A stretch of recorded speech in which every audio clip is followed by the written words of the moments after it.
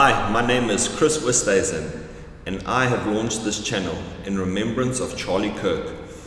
Let us talk about Charlie Kirk. Who was Charlie Kirk and what did he do? I see a lot of hate on social media right now.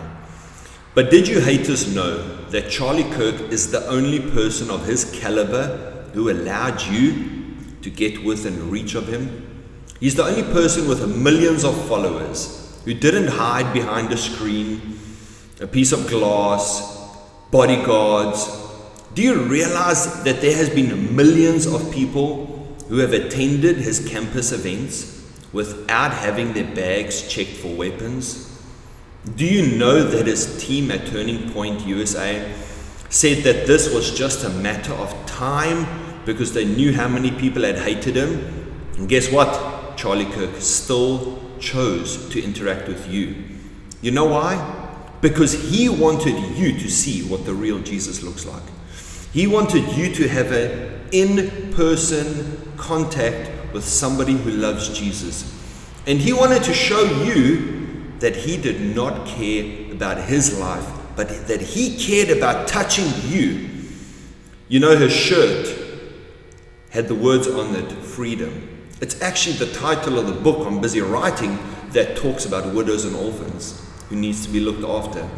And yeah, we have his wife and children today being a widow and orphans.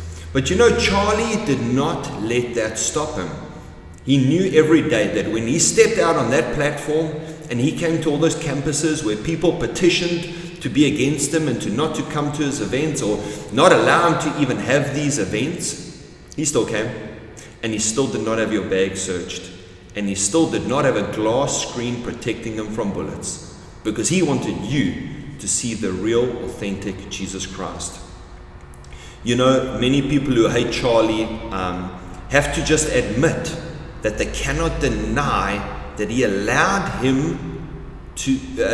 people to approach him, which people of his caliber don't normally do. And you know, he always treated everyone with respect, despite people having differences of opinion. I've watched so many of his videos and I never once saw him lashing out at people, insulting them, degrading them.